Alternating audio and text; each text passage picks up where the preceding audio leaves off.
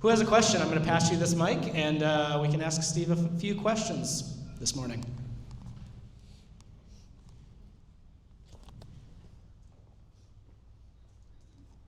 Hi, so I have two questions.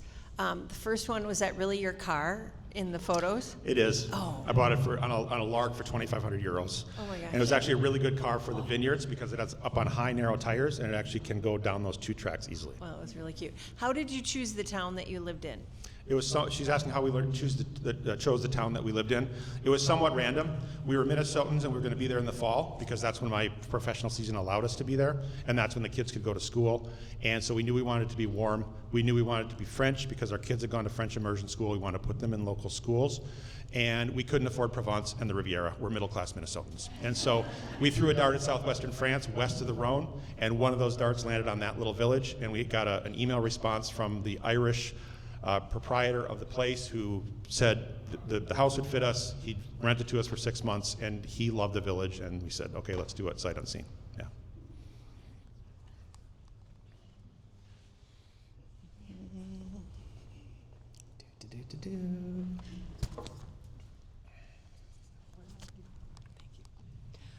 I'm really curious, going from, 6 months of tax work to then 6 months of really creative work. I guess I'm really curious, how that shift is just in your daily life and your creative practice of mind shifting from the sort of really left brain work to right brain, and then what that sort of writing daily schedule sort of looks like in your day-to-day, which I find just really fascinating, people's sort of daily creative process, sort of what their schedule looks like, how they sort of get this work done, especially when it's such a shift between the two. Right. The shift from writing season to tax season is very easy. I can slide back into that instantly. I've done it for 25 years. I know what I need. It's mostly software based. And so I can do that almost instantaneously.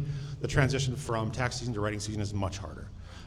It's an entirely different mindset, and I need to be in that place for a while before the creativity starts happening, really.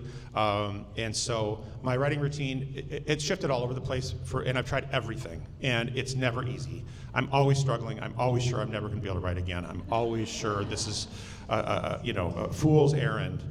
Currently, what I've discovered is that writing from about 10 to 2 works for me. So I don't have to get up, and I'm groggy in the morning, so I don't have to get up and start trying to be interesting.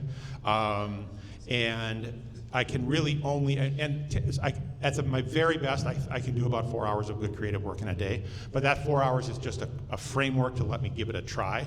And if I get 30 minutes of good creative work done in that day, I'm actually pretty happy. But that's my routine. And then, when we're not super busy like we are right now, rebuilding our house and with everything else that's going on, that 4-hour time slot ends at 2. That leaves us a leisurely afternoon to start thinking about dinner, getting in the kitchen, putting dinner together, and then Mary Jo and I sit together with a glass of wine, either in front of the fire or on our deck, pretty much every night, and that's our time to reconnect.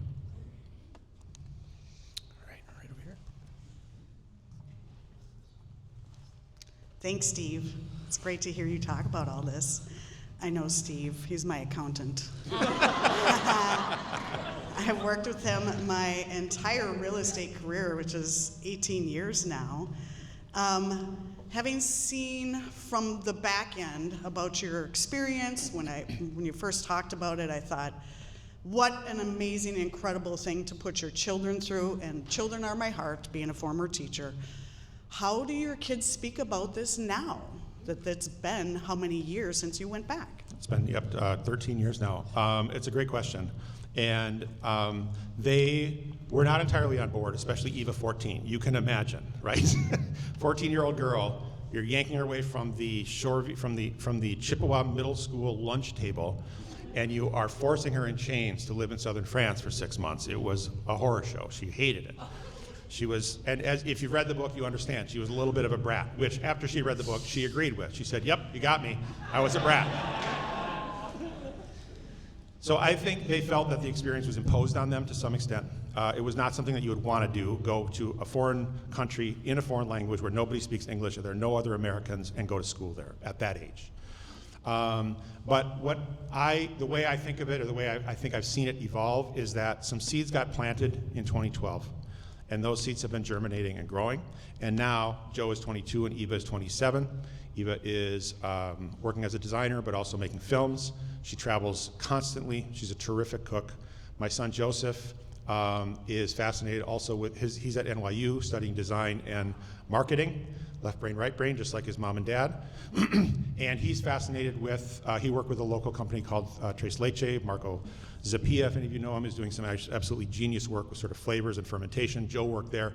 He's fascinated with fermentation, which, funny, very quick aside, when the kids took their chemistry classes in France, the first chemical reaction that they studied was fermentation.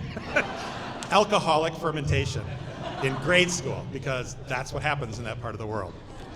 So they have come back around, and I think that they would not be doing these things if those seeds hadn't been planted back then, even though throughout those messy adolescent years, they didn't want to give us any credit at all for that. And they didn't need to. We have time for one more question, I'm sorry. All right, you two need to play rock, paper, scissors across. We do this sometimes. The two people that raised their hands, yeah, put your hands up in the air and do rock, paper, scissors for the last question. Right here and right here.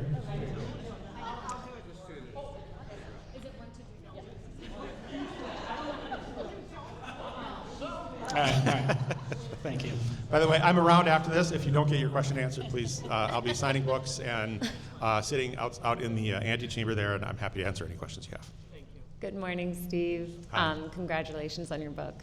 Thank you. Having published it and getting into your next chapter of, writing, what are you working on now? And is it essay, book? What is exciting for you right now? Well, again, what we've mostly been working on for the last year is rebuilding our house. And that was a huge interruption. It was a massive disruption. And Mary Jo read a book recently called Tiny Experiments. And she came to me one day and said, because I was having trouble focusing, trying to figure out what am I going to do next. And there was a ton of pressure because now I had a book. I had an agent asking for the next book. It had been successful. There were people waiting for the next book. This is what I've been waiting for since 6th grade, is to have a writing career. It's now sitting there waiting for me. I got to do something about it. And I got dinosaur arms, right? And so Mary Jo's suggestion is what I'm currently doing, which is I'm doing 30-day experiments. So I will plunge into a topic. I will work on it for 30 days. I'll do research. I'll do free writing. I'll do a little bit of outlining. I'll try to think it through. And then when the 30 days are done, I abandon that project, whether it is working or not. And then I start my next 30-day experiment. And I'm about 4 experiments in. I'm hoping to get one more done before the end of this year. And then I'm hoping to present my agent with what I think is maybe the most promising of those 30-day experiments. Thank you.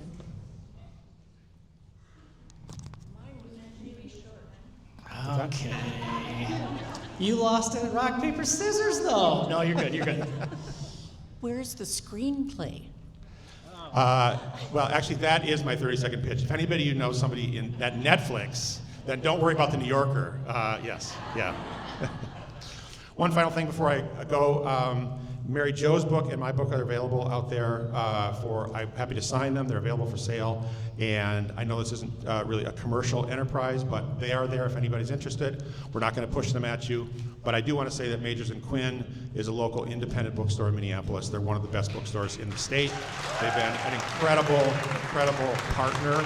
They're always there. They're always willing to do events. They hand sell my book. They really are terrific about encouraging local talent. And they've just been a wellspring of help and support for me. And so to the extent that you can support them, I'd like you to. Thanks. Let's thank Steve.